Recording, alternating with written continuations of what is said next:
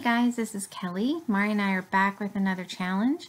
Neither one of us were able to participate in National Scrapbook Day or International Scrapbook Day, so we decided that we would participate in one of Mercy Tiara's challenges, and I am just showing you the sketch that I am using to go along with it.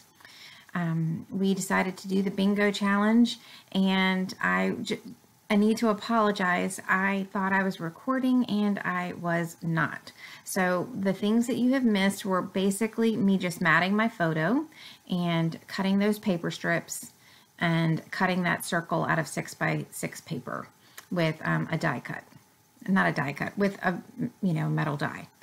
So I'm sorry about that. I had already adhered this with my ATG gun.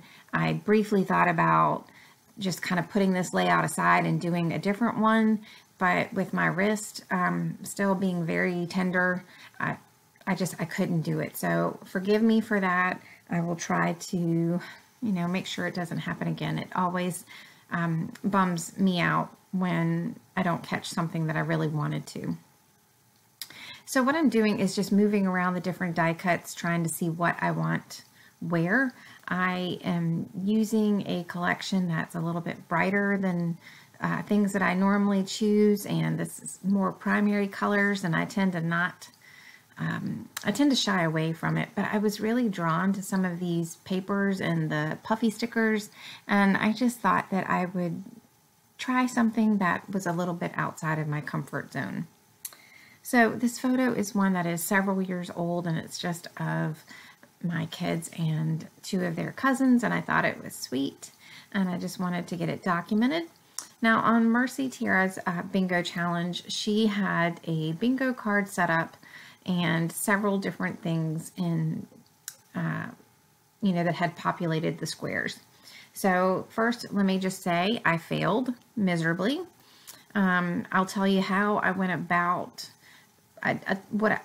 my first choice was to do the 5x7 photo. I wanted to do that because it was a different size for me, and sometimes creating with challenges is, it's fun to do something outside of the comfort zone. So I've had this photo printed, and I decided I would work with that.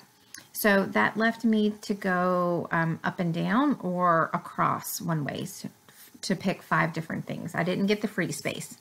So on one side, it was to use a 6x6 paper pad, which I did, check. Squares or rectangles, check.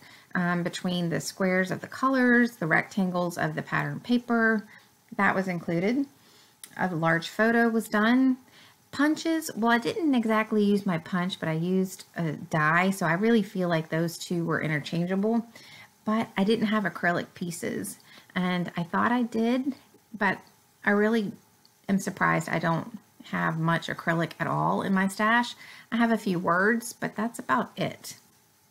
So I'm missing acrylic on one of the directions, and on the other, again with the big photo, it was enamel dots, which I'm going to sprinkle on in the end, florals, and I have that floral pattern paper that I felt like, filled that, gold.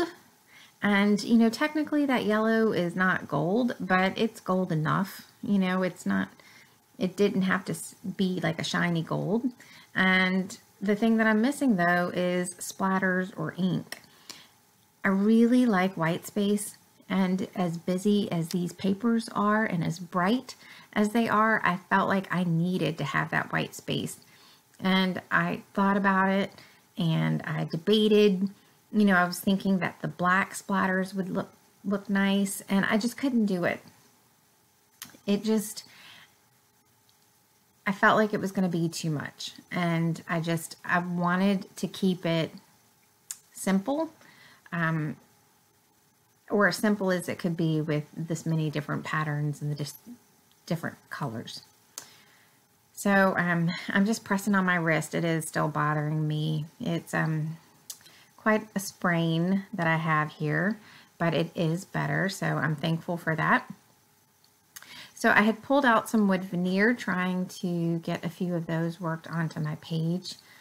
In the end, I only work with one, or get one worked on the page, and I kind of like to have multiples of items, but I decided to let it go. I liked it. It says fun. You know, it's a circle. It worked well with the sketch and it worked well with the page, so I just decided to let it go.